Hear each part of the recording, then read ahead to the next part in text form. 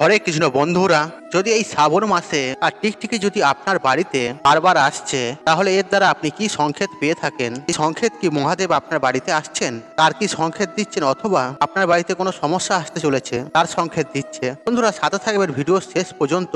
বন্ধুরা আজকের এই ভিডিওতে টিকটিকি সমর্পিত পবিত্র শ্রাবণ মাসে বেশ কিছু তথ্য আপনাকে জানাবো, যেটা আপনি শুনলে আপনি অবাক হয়ে যাবেন। বন্ধুরা এই শ্রাবণ মাসে বর্ষা শুরু হয়, সেই জন্য বাড়িতে ছোট ছোট টিকটিকি কিন্তু এসেই যায়। কখনো বিছানার উপরে চেপে পড়ে, কখনো দেয়ালে, বা কখনো বাথরুমে। বন্ধুরা যদি বারবার আপনার বাড়িতে টিকটিকি যদি এসে থাকে, তাহলে ভিডিওটা কিন্তু শুধু আপনারই জন্য। ভগবান শিব আপনাকে এই তিনটি সংকেত দিচ্ছেন, যে সংকেতটি আপনার আর্থিক স্থিতি এবং ব্যবসার জন্য আর এই সুখ সমৃদ্ধির জন্য।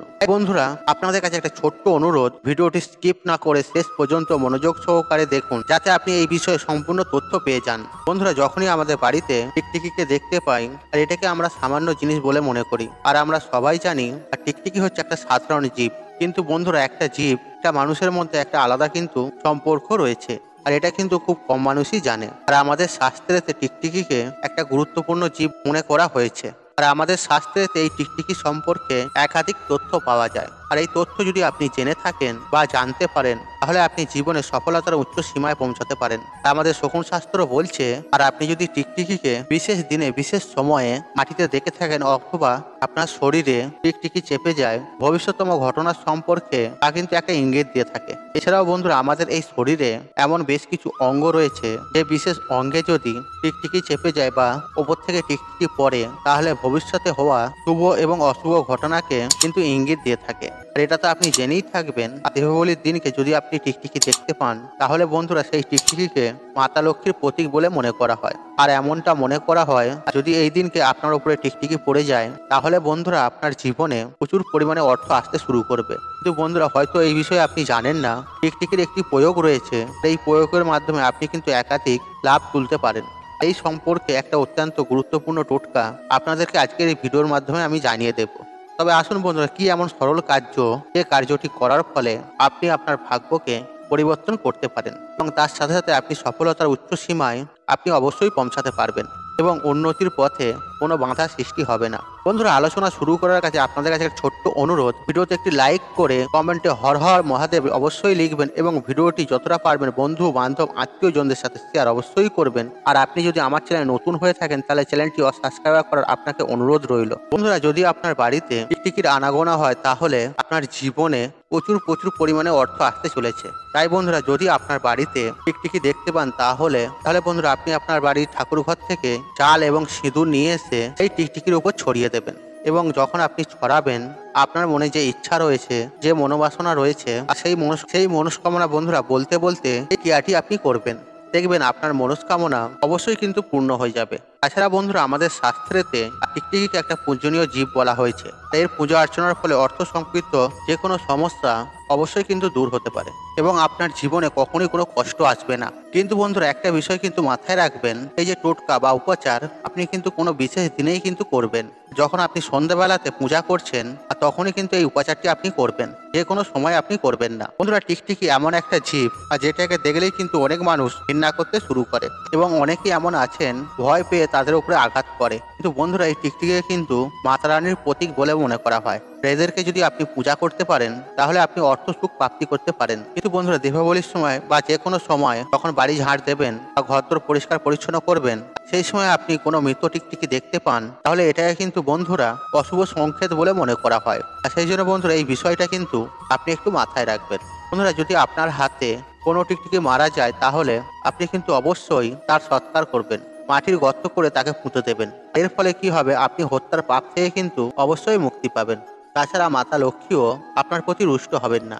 আর বন্ধুরা যদি আপনি এমনটা না করে থাকেন, তাহলে আপনার জীবনে এমন কিছু কষ্ট এসে পড়বে যে যা আপনি কল্পনাই করতে পারবেন না। তা আপনি বুঝতেই পারবেন না আপনার জীবনে এটা কেন হচ্ছে, এবং কিভাবে আপনি এর থেকে মুক্তি পাবেন। সেই জন্য বন্ধুরা টিকটিকি কখনোই কিন্তু মারবেন না। আর যদি ভুলবশত আপনার হাতে যদি টিকটিকি মারা যায়, তাহলে আপনি তার সৎকার করবেন, মাটি গর্ত করে তাকে পুঁতে দেবেন।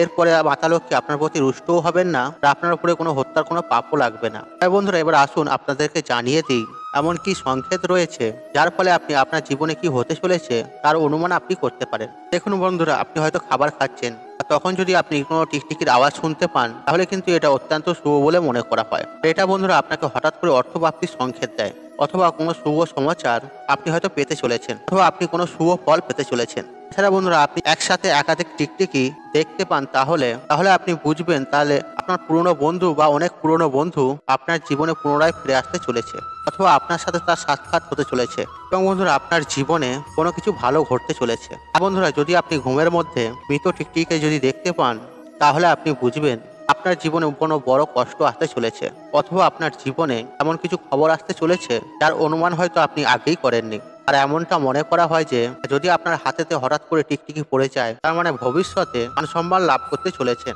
এছাড়া বন্ধুরা এমনটা বলা হয় যদি হাঁটুতে আপনার টিকটিকি পড়ে এটাকে অত্যন্ত শুভ বলে মনে করা হয়। আর যদি খাওয়ার সময় আপনি টিকটিকি দেখতে পান তাহলে আপনি বুঝবেন আপনার সাথে কিছু ভালো হতে চলেছে। কিন্তু বন্ধুরা খাওয়ার সময় হঠাৎ করে আপনার পায়ের ওপর টিকটিকি চেপে যায় তাহলে কোনো গুপ্ত রোগ আপনার জীবনে ধরা পড়তে চলেছে। তাছাড়া বন্ধুরা এমনটা মনে করা হয় হয়তো আপনি কোনো কথা বলছেন, সেই সময় টিকটিকি যদি মুখ দিয়ে আওয়াজ করে তাহলে এমনটা মনে করা হয় সেটা সত্যি হতে চলেছে। তাছাড়া বন্ধুরা এটা বলা হয়ে থাকে যদি মাথার উপরে টিকটিকি পড়ে তাহলে আপনি খুব তাড়াতাড়ি অর্থ প্রাপ্তি করতে চলেছেন।